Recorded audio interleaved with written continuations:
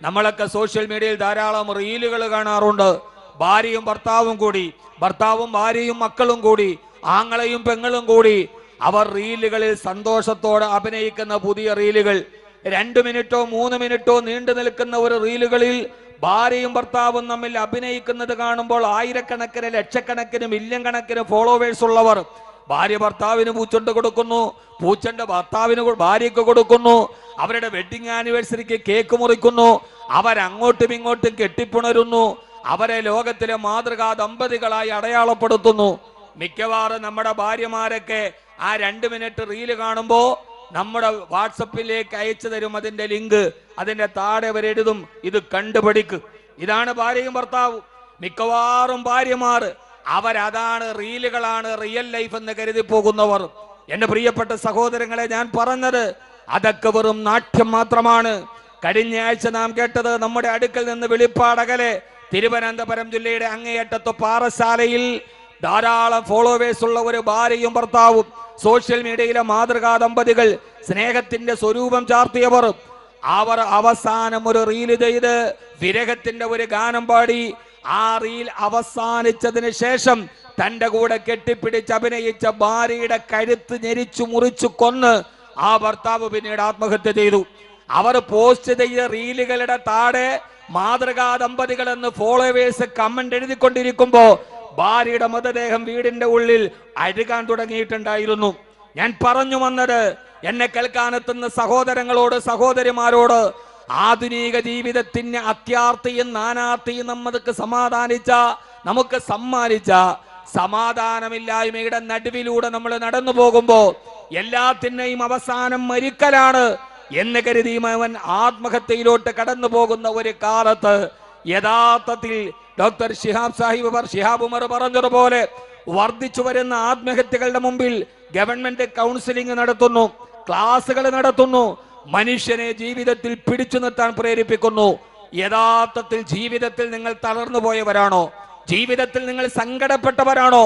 ജീവിതം അവസാനിക്കണമെന്ന് ആയുസ്സിൽ ഒരിക്കലെങ്കിലും നിങ്ങൾ ആഗ്രഹിച്ചവരാണോ? എന്നാൽ അല്ലാഹു സുബ്ഹാനഹു വ തആല പറയുന്നത്, ആത്മഹത്യയിൽ നിന്ന് രക്ഷപ്പെടാൻ, ഹൃദയത്തിന് സമാധാനം നൽകാൻ, ജീവിതത്തിന് ലക്ഷ്യബോധമുണ്ടാവാൻ, നിരാശയുടെ പടുകുടിയിൽ നിന്ന് തിരിച്ചു വരാൻ, ജീവിതത്തെ തിരിച്ചു പിടിക്കാൻ അള്ളാഹു പറയുന്നു, നിങ്ങൾക്ക് ഞാനൊരു വലിയ ഒരു അമൃതിനെ തന്നിട്ടുണ്ട്. ആ തന്ന അമൃത് ഏതെന്നറിയുമോ? ലോകത്തിലെ ഏറ്റവും ഭാരമുള്ള സാധനമാണത്. ലോകത്തിലെ ഏറ്റവും ഭാരമുള്ള വസ്തു ഏതാണ്? ഭൂമിയല്ല, ആകാശമല്ല, ഈ കാണുന്ന നക്ഷത്രങ്ങളും ഗാലക്സികളും ഒന്നുമല്ല. ലോകത്തിലെ ഏറ്റവും ഭാരമുള്ള ഒരു വസ്തുവിനെ നിങ്ങൾക്ക് ഞാൻ നൽകിയിട്ടുണ്ട്. ആ ലോകത്തിലെ ഏറ്റവും ഭാരമുള്ള വസ്തു, ഇന്നാ സനുൽഖി അലൈക ഖൗലൻ സഖീല ഇന്ന നാശിയതൽ ലൈലി ഹിയ അശദ്ദു വതാ വഅഖവമു ഖീല. അല്ലാഹു പറയുകയാണ്, ഇന്നാ പ്രവാചകരെ, സനുൽഖി അലൈക ഖൗലൻ സഖീല, ലോകത്തിലെ ഏറ്റവും ഭാരമുള്ള വാക്കുകളെ നിങ്ങൾക്ക് ഞാൻ അവതരിപ്പിച്ചു തരികയാണ്. ഏറ്റവും ഭാരമുള്ള ആ ആയത്തുകളെ നിങ്ങൾക്ക് ഞാൻ അവതരിപ്പിച്ചു തരുമ്പോ ആ ആയത്തുകൾ പാരായണം ചെയ്ത് പാതിരാവിന്റെ നിശബ്ദതയിൽ ഇന്ന നാശിയത്തൽ ലൈലി യശദ്ദു വഅഖവമു ഖീല, പാതിരാ സമയത്ത് എല്ലാവരും ഉറങ്ങിക്കിടക്കുന്ന സമയത്ത് ലോകത്തിലെ ഏറ്റവും ഭാരമുള്ള ആയത്തുകളെ നിങ്ങൾ പാരായണം ചെയ്ത് പാതിരാ സമയത്ത് ഖുർആൻ ഓതിയിട്ട് നിങ്ങൾ തഹജ്ജുദ് നിസ്കരിച്ചാൽ അതാണ് ഇന്ന നാശിയത്തൽ ലൈലി, പാതിരാവിലെ നിങ്ങളുടെ ആരാധനകൾ യശദ്ദു വതാ, അത് നിങ്ങൾക്കും മനക്കരുത്തിനെ വർദ്ധിപ്പിക്കുക തന്നെ ചെയ്യും. വഅഖവമു ഖീല, നിങ്ങളുടെ ജീവിതത്തെ പിടിച്ചു നിർത്താൻ പാതിരാവിലെ ഖുർആനിന്റെ പാരായണം മതിയാകുന്നതാണെന്ന് അല്ലാഹുവിന്റെ വിശുദ്ധ ഖുർആൻ. ആത്മഹത്യയിൽ നിന്നുള്ള ഒരേ തിരിച്ചു വരാനുള്ള ഒരു പോംവഴി ഇത് ഖുർആനാണ്. ഇന്ന നാശിഅത്തൽ ലൈലി, ഞാൻ പറഞ്ഞ മനസ്സിലാവണില്ലേ? സമയം കുറവാണ്. അതുകൊണ്ട് തന്നെ ഞാൻ നിങ്ങളോട് ഒരു വലിയ വഴല് പറയാൻ വേണ്ടി ഒന്നും വന്നതല്ല. പക്ഷേ ജീവിതത്തിൽ സ്വസ്ഥതയില്ലാത്തവരോട്, നിരാശയിലോട്ട് പോയവരോട്, ജീവിക്കണ്ട എന്ന് തോന്നിയവരോട്, മരിക്കണമെന്ന് തോന്നുന്നവരോട് ഖുർആൻ പറയുകയാണ്, നിങ്ങൾക്ക് ജീവിക്കണോ? നിങ്ങൾക്ക് ജീവിക്കണോ? ഖുർആൻ മരണശേഷം പാരായണം ചെയ്യാനുള്ള ഒരു ഗ്രന്ഥം മാത്രമല്ല, പാരായണം ചെയ്യുന്നത് കൊണ്ട് പ്രതിഫലം ലഭിക്കുക തന്നെ ചെയ്യും, അതിൽ തർക്കവുമില്ല. എന്നാൽ ഖുർആൻ മരണശേഷം മാത്രം പാരായണം ചെയ്യാനുള്ളതൊന്നല്ല, അത് ചെയ്താൽ പ്രതിഫലം ലഭിക്കും, തർക്കമില്ല. പിന്നെ ഈ ഖുർആൻ സംസാരിക്കുന്നത് ആരോടാണ്? ഖുർആൻ സംസാരിക്കുന്നത് ജീവിച്ചിരിക്കുന്നവരോടാണ്, ജീവിതത്തിനോടാണ് സംസാരിക്കുക. ലിയുൻദിറ മൻ കാന ഹയ്യാ, ലയുൻദിറ മൻ കാന ഹയ്യാ. ഈ ഖുർആനെ ഞാൻ അവതരിപ്പിച്ചത് ജീവിച്ചിരിക്കുന്നവർക്ക് മുന്നറിയിപ്പ് നൽകുവാനാണ്. സഹോദരങ്ങളെ, സഹോദരിമാരെ, എല്ലാ പ്രയാസങ്ങളുമുള്ള ഒരു കാലത്ത്, എല്ലാ സങ്കടങ്ങളുടെ കാലത്ത് ജീവിതം അവസാനിക്കാൻ 1000 കാരണം നമ്മളെ തേടിയെത്തുമ്പോ അവസാനിക്കാൻ കഴിയാത്ത വിധം ജീവിതത്തെ പിടിച്ചു നിർത്താൻ, നിങ്ങളുടെ ഹൃദയത്തിന് മനക്കരുത്ത് നൽകാൻ, ഭാര്യയുമായി വഴക്കിടുമ്പോ, മക്കളുമായി പിണങ്ങുമ്പോ, പ്രിയപ്പെട്ട മോള് വീട് വിട്ടിറങ്ങുമ്പോ, കച്ചവടത്തിന് പരാജയം വരുമ്പോ, കടബാധ്യതകൾ വല്ലാതെ തലയുടെ മുമ്പിൽ ഇങ്ങനെ വല്ലാതെ നിൽക്കുന്ന നേരത്ത് നിങ്ങളുടെ ഹൃദയത്തിന് ശാന്തി കിട്ടുന്നില്ലെങ്കിൽ ആ സമാധാനത്തിന്റെ വഴിയായിട്ട് അല്ലാഹു പറഞ്ഞത് വിശുദ്ധമായ ഖുർആനിനെ നിങ്ങൾ പാരായണം ചെയ്യണം. വിശുദ്ധ ഖുർആനിനെ നിങ്ങൾ പാരായണം ചെയ്യണം. ആ പാരായണമാണ് ജീവിതത്തെ തിരിച്ചു പിടിക്കാനുള്ള വഴി. അല്ലാഹു നമുക്ക് തൗഫീഖ് നൽകട്ടെ. ആമീൻ പറയും മനുഷ്യന്മാരെ. ഞാൻ വേറൊരു അസ്ട്രോണമിയോ ജോഗ്രഫിയോ ഒന്നും പറയുന്നില്ല. ഏറ്റവും പ്രധാനപ്പെട്ടത് ഖുർആൻ പാരായണം ചെയ്യലാണ്. ഒന്ന് രാത്രിയിൽ. പിന്നെ ഖുർആൻ പാരായണം ചെയ്യേണ്ട 2 സമയമുണ്ട്.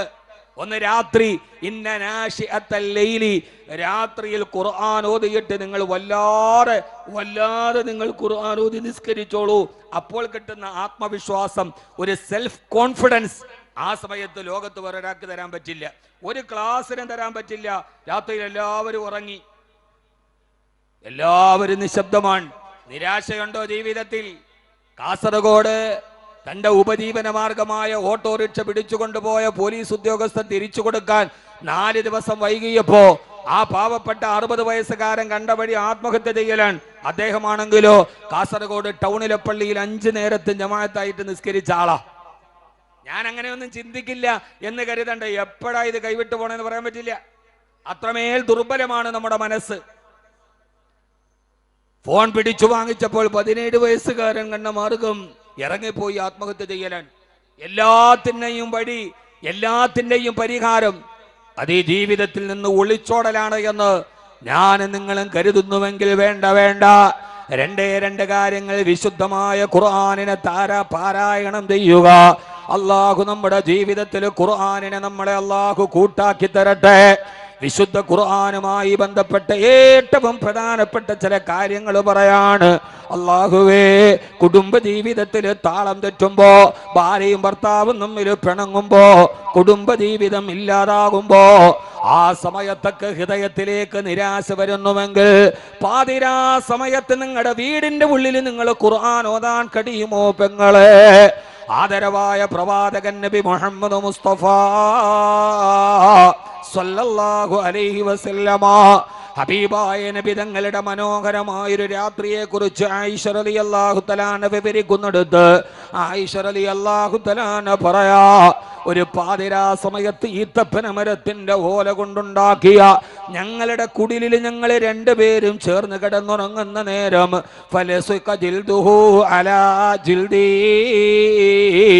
എന്റെയും ഹബീബിന്റെ ശരീരം തമ്മിൽ ചേർന്നിരിക്കുന്ന നേരത്ത്, പാതിരാ സമയത്ത് ഞങ്ങൾ ഇങ്ങനെ ഉറക്കത്തിൽ കിടക്കുന്ന നേരം അല്ലാഹുവിന്റെ റസൂല് പാതിരാ സമയത്ത് ഞെട്ടി ഉണർന്നു അത്രേ. എന്നിട്ട് ആയിഷ റളിയല്ലാഹു അൻഹയോട് ചോദിക്കുന്നു, ആയിഷ, പ്രിയപ്പെട്ട ആയിഷ,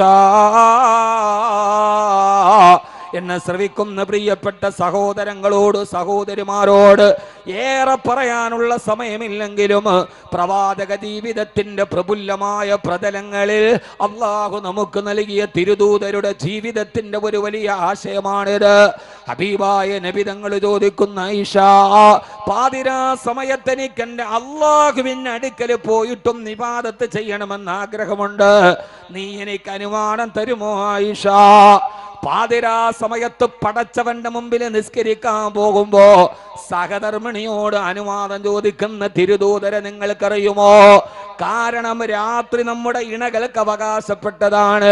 തലസ്ഥാന നഗരിയിൽ പാതിരാത്രി പകലാക്കി മാറ്റി ചുറ്റിക്കറങ്ങുന്നവരെ യഥാർത്ഥത്തിൽ ഓർത്തുകൊള്ളൂ, പാതിരാ സമയം രാത്രി എന്തിനാണ്? അള്ളാഹുവിന്റെ ഖുർആൻ രാത്രിയെ നമുക്ക് പരിചയപ്പെടുത്തിയത് എങ്ങനെയാണ്?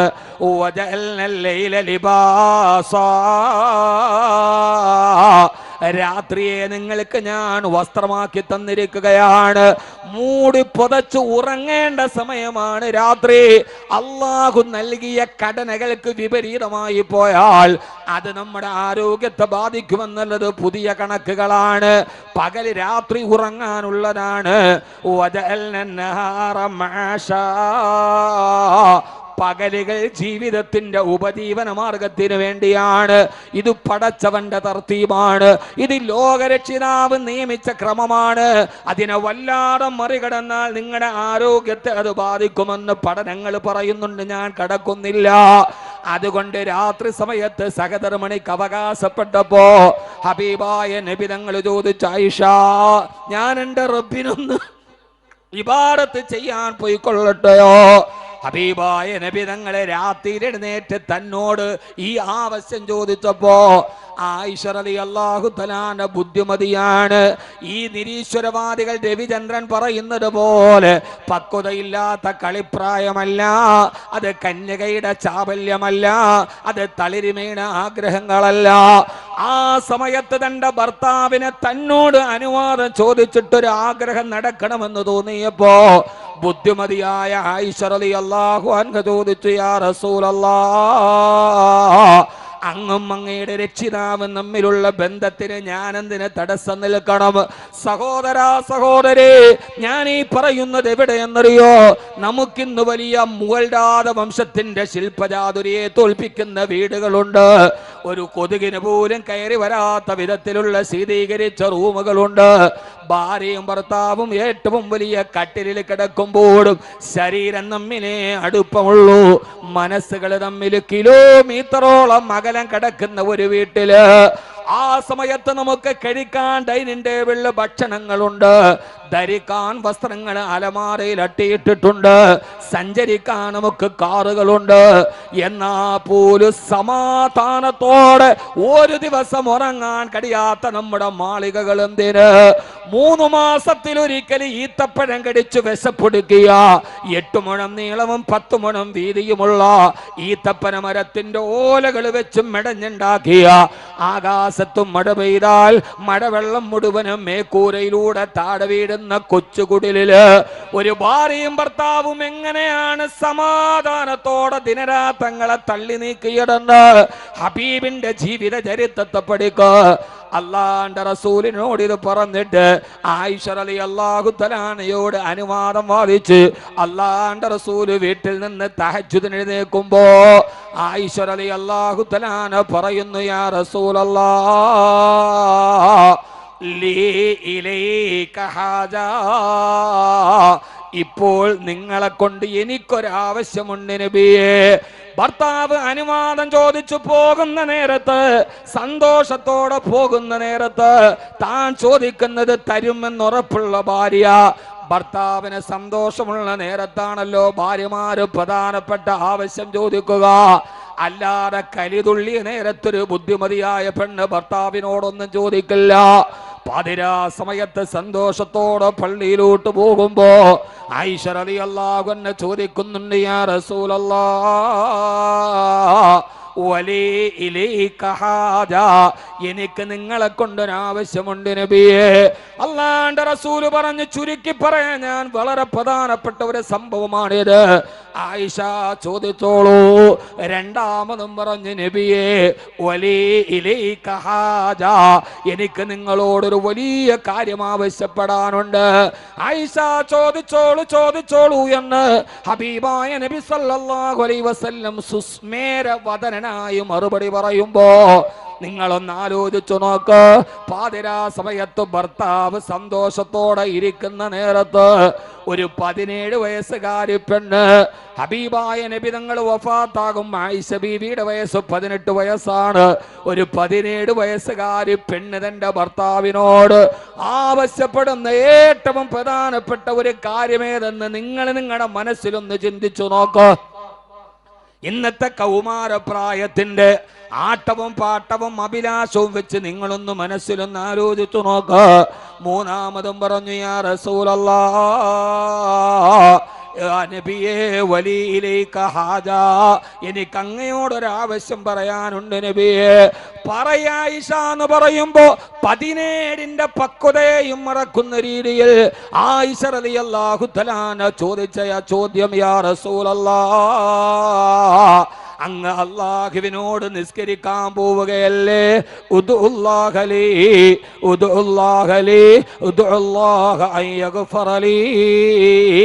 ഈ ആയിഷയുടെ പാപങ്ങളെല്ലാം പുറത്തു തരാൻ, ആയിഷയുടെ പാപങ്ങളെല്ലാം പുറത്തു തരാൻ അല്ലാഹുവിനോടൊന്ന് ദുആ ചെയ്യുമോ?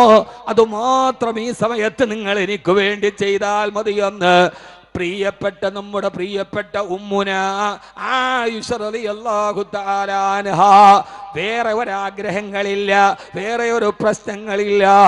17ാമത്തെ വയസ്സിൽ ഇസ്തിഗ്ഫാറിനെ കുറിച്ചോത്ത് ആകുലപ്പെടുന്ന എത്ര പെൺകുട്ടികൾ നമ്മുടെ സമൂഹത്തിലുണ്ട്. യാ റസൂലല്ലാഹ്, എനിക്ക് വേണ്ടി ഒന്നൊന്ന് ദുആ ചെയ്യുമോ? തിരുദൂതര് അതിനേക്കാൾ വലിയ ഭർത്താവാണത്. ആ സമയത്ത് തന്റെ പ്രിയപ്പെട്ട ഭാര്യയുടെ മുമ്പിൽ നിന്ന് ആകാശത്തേക്ക് കൈകൾ ഉയർത്തിയിട്ട് ഹബീബായ നബി തങ്ങൾ ദുആ ചെയ്തു, അല്ലാഹുവേ, അല്ലാഹുമ്മ ഗ്ഫിർ ലി ആയിഷ, അല്ലാഹുമ്മ ഗ്ഫിർ ലി ആയിഷ, അല്ലാഹുവേ എൻ്റെ ആയിഷയ്ക്ക് പുറത്തു കൊടുക്കണേ, എൻ്റെ ആയിഷയുടെ പാപങ്ങളും മാപ്പാക്കി കൊടുക്കണേ. ലോകചരിത്രത്തിലെ മനോഹരമായ ജീവിതം കണ്ടുപഠിച്ച, വീട്ടിൽ കഴിക്കാൻ ഭക്ഷണമില്ല, കുടിക്കാൻ വെള്ളമില്ല, കിടന്നുറങ്ങാൻ ഒരു വീടില്ല, പരീക്ഷണങ്ങളുടെ കനൽപഥങ്ങളിലൂടെ കടന്നു പോയിട്ട് ആ കുടുംബം സ്വർഗത്തെ നേടിയ ജീവിത ചരിത്രമാണിത്. അല്ലാഹു നമ്മുടെ ഭാര്യമാരെ, നമ്മുടെ പെൺമക്കളെ അല്ലാഹു സ്വാലിഹീങ്ങളാക്കി തരട്ടെ. ആമീൻ യാ റബ്ബൽ ആലമീൻ. ആയിഷ ബീവിക്ക് ചോദിക്കാൻ ധാരാളം ആവശ്യങ്ങളുണ്ട്, പരിമിതികളുണ്ട്, പട്ടിണികളുണ്ട്. പട്ടിണികളും പരിമിതിയും പരിദേവനവും പരിതാപവും പരിതിലംഘിക്കുമ്പോഴും പാരിലെ സുഖമല്ല, പരലോകമാണ് പരികരണീയമെന്ന് കരുതി പാതിരാത്രിയിൽ പടച്ചവനോട് പതിതയെപ്പോലെ പൊട്ടിക്കരഞ്ഞു പോയ ബഹുമാനപ്പെട്ട ബീവി ആയിഷ റളിയല്ലാഹു തആല അൻഹാ. സമയം ചുരുക്കം കൊണ്ട് തിരുക്കി പറയട്ടെ, ഹബീബായ തിരുദൂതർ അവിടെ നിന്ന് എഴുന്നേച്ചു പോയി നേരം മദീനത്തെ പള്ളിയുടെ ഉള്ളിൽ കയറി ഹബീബായ നബി തങ്ങൾ അവിടുത്തെ തൂക്ക് വിളക്കും എല്ലാം ഒന്ന് കത്തിച്ചു വെച്ചു. എന്നിട്ട് വുളു എടുത്തു. വുളു എടുത്തിട്ട് അല്ലാഹുവിന്റെ റസൂൽ ആദ്യത്തെ റക്അത്തിൽ ഫാത്തിഹ ഓതി, ആദ്യത്തെ റക്അത്തിൽ സൂറത്തുൽ ബഖറ മുഴുവനും പാരായണം ചെയ്തു. എന്നിട്ട് തുമ്മ റക്കഅൻ നബിയു വഅതദല നബിയു തുമ്മ സജദൻ നബിയു തുമ്മ ബക്കൻ നബിയു. റുകൂ ചെയ്തു, ആ റുകൂയിൽ കടന്നു പൊട്ടിക്കരഞ്ഞു. പിന്നീട് വന്നു സുജൂദിൽ പോയി, സുജൂദിൽ കടന്നു കരഞ്ഞു. ആയിഷ റളിയല്ലാഹു അൻഹ പറയുന്നുണ്ട്, ചുട്ടുപഴുത്ത് കിടക്കുന്ന ചീനച്ചട്ടിയിൽ വെള്ളമൊഴിച്ചാൽ ഏത് ശബ്ദം കേൾക്കുമോ ആ ശബ്ദത്തിലാണ് എൻ്റെ ഭർത്താവെന്ന് സുജൂദിൽ കിടന്ന് കരഞ്ഞത്. രണ്ടാമത്തെ റക്അത്തിലേക്ക് എഴുന്നേറ്റു വന്നു. ഫാത്തിഹ ഓതിയിട്ട് രണ്ടാമത്തെ റക്അത്തിൽ സൂറത്തു ആല ഇമ്രാൻ പാരായണം ചെയ്തു. ആദ്യത്തെ റക്അത്തിൽ സൂറത്തുൽ ബഖറ, രണ്ടാമത്തെ റക്അത്തിൽ സൂറത്തു ആല ഇമ്രാൻ. നമ്മുടെ 60 വർഷത്തെ ജീവിതത്തിന്റെ ഇടയിൽ നമുക്കങ്ങനെ 2 റക്അത്ത് നിസ്കരിക്കാൻ പറ്റുമോ? നിസ്കരിച്ചിട്ട് ഖുർആൻ ഓതിയാൽ ആത്മഹത്യയിൽ നിന്ന് തിരിച്ചു വരുമോ? വരും സഹോദരാ, വരും സഹോദരി, ജീവിതത്തിന്റെ സങ്കടം മാറും. പക്ഷേ ആ നിസ്കാരമാവണം. സല്ലു കമാ റഅയ്തുമൂനി ഉസല്ലി, ഞാൻ നിസ്കരിച്ചതുപോലെ നിങ്ങൾ നിസ്കരിക്കണം. അങ്ങനത്തെ നിസ്കാരവും ഖുർആനുമായാൽ ആ നിസ്കാരമാണ് ഇന്ന നാശിഅത്തൽ ലൈലി യശദ്ദു വതുആ ആ 2 റക്അത്ത് നിസ്കരിച്ചിട്ട് സലാം വീട്ടിയാൽ നമ്മുടെ ശരീരത്തിന്, ഹൃദയത്തിന് ആത്മബലം കൂടും. എല്ലാ നിരാശകളും പമ്പ കടക്കും. അല്ലാഹുവിലേക്ക് നമ്മൾ അടുത്ത് കഴിയും. 2 റക്അത്ത് കഴിഞ്ഞ് ഹബീബ് സുജൂദിൽ കിടന്ന് കരയുമ്പോ പ്രഭാതം പൊട്ടിവിടരാറായി. മദീനത്തെ പള്ളിയിൽ സുബഹിന്റെ ബാങ്ക് കൊടുക്കാൻ സയ്യിദുനാ ബിലാൽ റളിയല്ലാഹു തആല കടന്നു വന്നപ്പോ എങ്ങനെയാണ് ഓതേണ്ടത്, എങ്ങനെയാണ് നിസ്കരിക്കേണ്ടത്? എന്റെ സഹോദര സഹോദരി, ബിലാൽ റളിയല്ലാഹു അൻഹു നോക്കും, അല്ലാഹുവിന്റെ റസൂല് കരയുകയാണ്. മല്ലദീ യബ്കാക യാ റസൂലല്ലാഹ്, എന്തിനാണ് നബി അങ്ങ് കരയുന്നത്? എന്തിനാണ്? അല്ലാഹുവിന്റെ റസൂല് പറഞ്ഞു, ബിലാലെ എങ്ങനെയാണ് കരയാതിരിക്കുക? ഇന്നലെ രാത്രിയിൽ ഞാൻ എൻ്റെ വീട്ടിൽ കിടന്നുറങ്ങുമ്പോ ആകാശ ലോകത്ത് നിന്ന് ജിബ്രീൽ അലൈഹിസ്സലാത്തു വസ്സലാം വന്ന് വിശുദ്ധ ഖുർആന്റെ ആയത്തുകൾ എനിക്ക് അവതരിപ്പിച്ചു തന്നു. ആ ആയത്ത് കേട്ടിട്ട് പിന്നെ എനിക്ക് ഉറങ്ങാൻ കഴിഞ്ഞില്ല. ഇവിടെ ആയത്ത് കേട്ടാൽ പിന്നെ ഉറങ്ങാൻ കഴിയരുത്. ആ ആയത്ത് കേട്ടു. സമയം വളരെ കുറവാണ്, 45 മിനിറ്റ് എനിക്കുള്ളത്. ആയത്ത് കേട്ടിട്ട് പിന്നെ ഉറക്കമില്ല. ഈ ഏതാണ് ആയത്തെന്നറിയോ? സൂറത്തുൽ ബഖറയുടെ ആയത്താണത്. എന്നിട്ട് ബിലാൽ റളിയല്ലാഹു അൻഹുവിന് ആയത്തുകൾ ഓതി കൊടുത്തു. ഇന്ന ഫീ ഖൽഖിസ് സമാവാതി വൽ അർളി വഖ്തിലാഫിൽ ലൈലി വൻ നഹാരി ലആയാതിൻ ലിഉലിൽ അൽബാബ് الذين يذكرون الله قياما وقعودا وعلى جنوبهم ويتفكرون في خلق السماوات والأرض ربنا ما خلقت هذا باطلا സുബ്ഹാനക ഫഖിനാ അദാബന്നാർ. ഇന്ന ആയത്തിന്റെ അർത്ഥം മാത്രം ഒന്ന് ഞാൻ വെറുതെ ഓടിച്ചു പറയാം. സഹോദര സഹോദരി, ചെറുപ്പക്കാരാ, മനസ്സിലാക്ക. അല്ലാഹുവിന്റെ ഖുർആനിനെ ഓതേണ്ട രീതിയിൽ നിങ്ങളൊന്നോട്. ഇന്ന് രാവിലെ നമ്മൾ ഫേസ്ബുക്ക് എത്ര കണ്ടു, ഇൻസ്റ്റാഗ്രാം എത്ര കണ്ടു, ഇന്ന് നമ്മൾ സോഷ്യൽ മീഡിയയിൽ എന്തൊക്കെ നമ്മൾ വായിച്ചു. പക്ഷെ അള്ളാന്റെ കലാമിന്റെ ഒരു വരി ഇന്ന് വായിച്ചവരിവിടെ? അള്ളാഹുവിന്റെ കലാമിന്റെ 2 ആയത്തുകൾ പാരായണം ചെയ്തവരെത്ര പേരുണ്ട്? വാട്സപ്പ് എടുത്തു നോക്കിയാൽ അവസാനം നോക്കിയ ലാസ്റ്റ് സീൻ 5 minutes ago. ഫേസ്ബുക്കിലേക്ക് നോക്കിയാൽ ലാസ്റ്റ് സീൻ 10 minutes ago. ഇൻസ്റ്റയിൽ നോക്കിയാൽ 5 minutes ago. എല്ലാത്തിലും 10 മിനിറ്റ് മുമ്പ്, 5 മിനിറ്റ് മുമ്പ്. എന്നാൽ ഖുർആൻ എടുത്തു നോക്ക്, ലാസ്റ്റ് റമളാന്, അവസാനത്തെ റമളാനിൽ കണ്ടതാണ് ലാസ്റ്റ് സീൻ. പിന്നീട് നമ്മളത് കണ്ടിട്ടേ ഇല്ല. ഇനി അടുത്ത റമളാനാവണം നമ്മൾ എത്തണമെങ്കിൽ സഹോദര, ഖുർആൻ എടുത്തു നോക്ക്, ലാസ്റ്റ് സീൻ ലാസ്റ്റ് റമളാൻ. റമളാനിൽ മാത്രമല്ല, ഇത് റമളാനിന് മാത്രം ഓതാനുള്ളതല്ല. ഇത് മരിച്ചവന്റെ തലക്കമ്പാത്ത് മാത്രം ഓതാനുള്ളതല്ല. പിന്നെ ഈ ഖുർആൻ എപ്പോഴോതാനുള്ളതാണ്? ഓതണം സഹോദര. പാതിരാത്രിയിൽ എല്ലാവരും കിടന്നുറങ്ങിയിട്ട് ഈ തെങ്ങിന്റെ പന പോലും മനങ്ങാതിരിക്കുന്ന നേരത്ത് കട്ടിലിൽ കിടക്കുന്ന ഭാര്യ കൂർക്കം വലിച്ചുറങ്ങുമ്പോ ആരും അറിയാതെ എഴുന്നേൽക്കണം. ഒളുവെടുത്തിട്ട് അല്ലാഹുവിന്റെ മുമ്പിൽ ഈ ആയത്തോതണം. പെങ്ങളെ, ഭർത്താവ് കട്ടിലിൽ കിടന്നുറങ്ങട്ടെ. പാതിരാ സമയത്ത് ഇന്ന നാശിഅത്തൽ ലൈലി, രാത്രിയിൽ നീ ഒന്ന് ഹൃദയം തുറന്നോതി നോക്ക്. നിന്റെ ഹൃദയത്തിന് കാഠിന്യമുണ്ടായി, എല്ലാ പ്രയാസങ്ങളെയും നീ മറികടക്കും. എല്ലാ സങ്കടങ്ങളും മറന്നുപോകും, എല്ലാ ആവലാദികളും മറന്നുപോകും. ഖുർആന്റെ മാധുര്യത്തിലേക്ക് നീ ലയിച്ചു പോകും. അല്ലാഹു നമുക്കതിന് തൗഫീഖ് നൽകട്ടെ. പാതിരാവിന്റെ നിശബ്ദതയിലും മദീനത്തെ പള്ളിയിലിരുന്ന് ഹബീബ് ഓതുകയാണ് സല്ലല്ലാഹു അലൈഹി വസല്ലം. ഇന്ന ഫീ ഖൽഖിസ് സമാവാതി വൽ അർളി, ആകാശഭൂമികളുടെ സൃഷ്ടിപ്പിലുണ്ട്. രാത്രിയിൽ നട്ടപ്പാതിരക്ക് സെൻട്രൽ മസ്ജിദിൽ വന്നിട്ട് രാത്രിയിൽ ഓതുക. ആകാശ ഭൂമികളുടെ സിറ്റിപ്പിലുണ്ട്. സ്വർഗത്തെ കുറിച്ചല്ല, നരകത്തെ കുറിച്ചല്ല, മഹിഷറയിലല്ല. കേവലം 1000 സ്ക്വയർ ഫീറ്റ് മാത്രം വരുന്ന ഞാൻ ഈ പ്രസംഗിക്കുന്ന ഈ ഒരു സ്റ്റേജ് ഉണ്ടല്ലോ, അതൊന്ന് നാട്ടി നിർത്താൻ സംഘാടകർക്ക് 10 തൂണുകൾ കൊടുക്കേണ്ടി വന്നു. പക്ഷേ ഞാനൊന്ന് ചോദിക്കട്ടെ, ഈ പ്രപഞ്ചത്തെ മുഴുവനും ചൂഴ്ന്നു നിൽക്കുന്ന 7 ഭൂഖണ്ഡങ്ങളെ, അറ്റ്ലാന്റിക്കിന്, ആർട്ടിക്കിന്, ഇന്ത്യൻ മഹാസമുദ്രത്തെ, അറബിക്കടലിന്, പസഫിക് മഹാസമുദ്രത്തെ, 7 ഭൂഖണ്ഡങ്ങളെ, ഏഷ്യയെ, യൂറോപ്പിനെ, ആഫ്രിക്കൻ വൻകരയെ, ഈ കാണുന്ന സഹാറ മരുഭൂമിയെ, ആമസോൺ കാടുകളെ, ഇന്ത്യ രാജ്യമടക്കമുള്ള എത്രയെത്ര രാജ്യങ്ങളെ, ഇതിനെയെല്ലാം മേലാ പൊരുക്കി വെച്ചിരിക്കുന്ന ഈ കാണുന്ന ജീവജാലകങ്ങൾക്ക് തണലേകുന്ന ആകാശമെന്ന മേൽക്കൂരയില്ലേ, ആ മേൽക്കൂരയെ താങ്ങി നിർത്തിയിരിക്കുന്നവരാരാ? സഹോദര, ശൂന്യതയിൽ നിന്ന് ഭസ്മമെടുക്കുന്ന ദൈവങ്ങളാണോ? മനുഷ്യാവതാരങ്ങളാണോ? യുക്തിവാദികളാണോ? ആരാണ് ഈ ആകാശത്തെ താങ്ങി നിർത്തിയത്? മറുപടി പറയാൻ കുശുദ്ധ ഖുർആനെ കഴിയോ? അല്ലാഹുല്ലദീ റഫഅ സമാവാതി ബിഗൈരി അമദിൻ തറൗനഹാ. നിങ്ങൾക്ക് നോക്കിയാൽ കാണാൻ കഴിയാത്ത തൂണുകൾ കൊണ്ട് ഈ ആകാശത്തെ താങ്ങി നിർത്തിയിരിക്കുന്നത് ഞാനാണ്.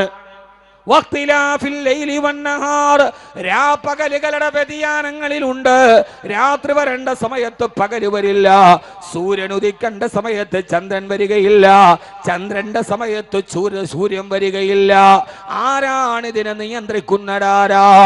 ജോ ചാന്ദ് സൂരജ് ബേപാഗ് താരേ കഹത്തെ ഹെ മുജ്സേ സാരേ സാരേ അൽ ഹുക്മു ലില്ലാഹ് വൽ മുൽക്കു ലില്ലാഹ്. ഈ സൂര്യനും ചന്ദ്രനും ഒക്കെ അള്ളാഹുവിന്റെ വഴിപ്പെടുന്ന അടിയാളുകളാണ്. ഇങ്ങനെ രാത്രിയിലൂടെ ചിന്തിച്ചു കഴിഞ്ഞാൽ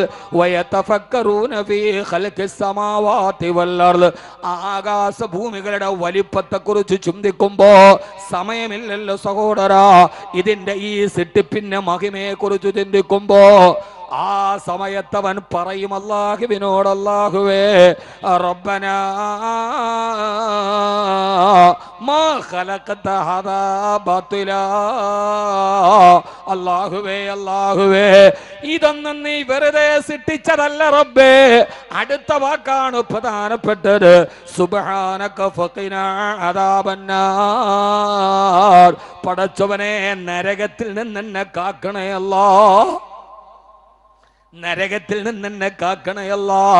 ഇത്രയും വലിയ ആകാശത്തെ സൃഷ്ടിച്ച നിനക്ക്, ഇത്രയും വലിയ സൂര്യനെ നിയന്ത്രിച്ച നിനക്ക്, ഇത്രയും വലിയ ചന്ദ്രനെ ഉദിപ്പിച്ച നിനക്ക്, ലക്ഷക്കണക്കിന് നക്ഷത്രങ്ങളെ സംരക്ഷിച്ച നിനക്ക്, ആകാശ ഭൂമികളെക്കാൾ വലിപ്പമുള്ള ഒരു നരകത്തെ സൃഷ്ടിക്കാൻ നിനക്ക് കഴിയില്ലെന്ന് എനിക്ക് വിശ്വസിക്കാൻ കഴിയില്ല റബ്ബേ. അതുകൊണ്ട് ആകാശ ഭൂമികളെ സൃഷ്ടിച്ച നിനക്ക് കത്തിക്കാളുന്ന ഒരു നരകത്തെ സൃഷ്ടിക്കാൻ കഴിവുള്ളവനാണ്. അതുകൊണ്ട് എനിക്കൊന്നുമില്ല റബ്ബേ. അഹമ്മദ് കബീറിന്റെ കയ്യിലൊന്നുമില്ല, നിസ്കാരമില്ല, നോമ്പില്ല, ഇബാദത്തില്ല.